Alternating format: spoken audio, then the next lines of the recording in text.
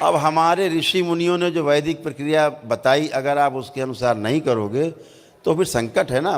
उनको दोष नहीं है, दोष हमारा है कि हम ठीक से प्रक्रिया को नहीं समझ पाते, नहीं करते, तो हमें कष्ट होते हैं, तमाम कष्ट होते हैं। गलत पूजा पाठ के कारण हमने हमेशा कहा कि कभी भी अप्रतिष्ठित मूर्ति की पूजन ना करें। पूजन का क्या मतलब होता है?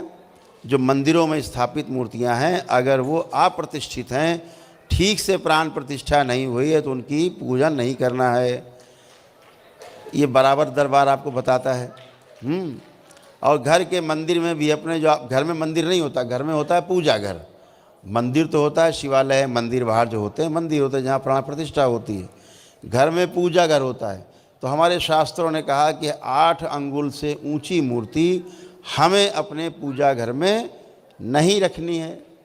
ऐसा रख करके पूजा करने से दोष होता है और नकारात्मक ऊर्जा की हम आराधना पूजा करने लगते हैं, और वो गंदगी हम में प्रवेश होती है, हमारे DNA ऊर्जा पथ में, और हमारे पूरे परिवार को नष्ट करती है। इसलिए पूजन जो करना है वो शास्त्रोक्त करना है।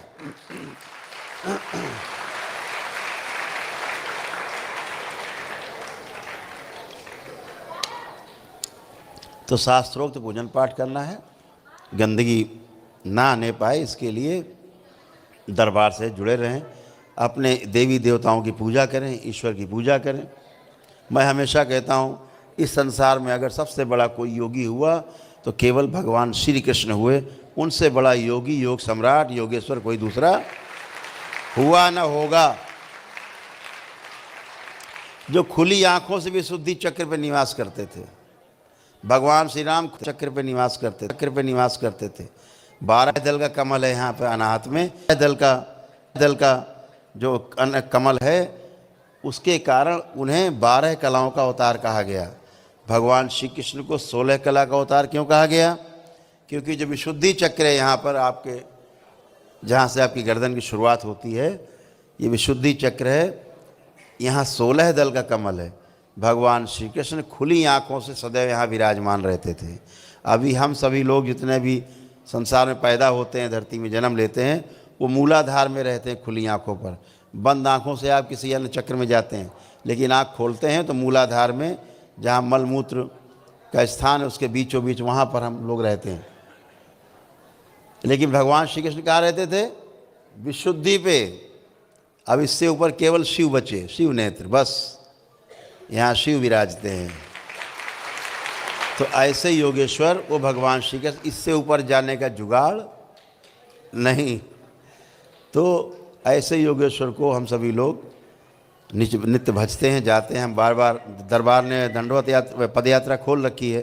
तो आपको पता ही है पद यात्रा क्या खोल रखी है, कि श्री काशी विश्वनाथ धाम से करौली शंकर महादेव धाम तक पद यात्रा करते हो तो 1 दिवसीय हवन का पुण्य प्राप्त होता है। रोग कष्ट जाते हैं अपने आप, आपके प्रार्थना, आपके संकल्प से।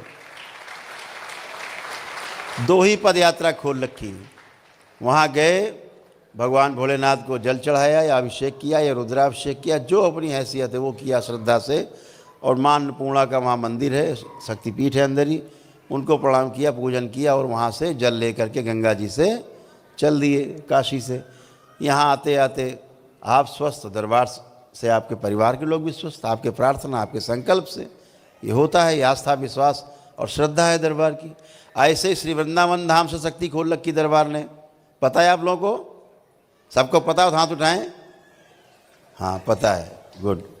तो दूसरी दरबार ने शक्ति खोल रखी है कि जो श्री वृंदावन धाम से बांके बिहारी लाल के दर्शन करके, और उसके पश्चात फिर वहाँ पर गोपेश्वर महादेव हैं, वहाँ जलाभिषेक करके, प्रणाम करके, वहाँ से जल ले करके जमुना जी का दंडवत पद यात्रा करके आते हैं, उनको भी वही पुण्य प्राप्त होता है जो काशी से यहाँ करके पद यात्रा करने पर होता है। तो दरबार ने 2 शक्तियाँ खोल रखी।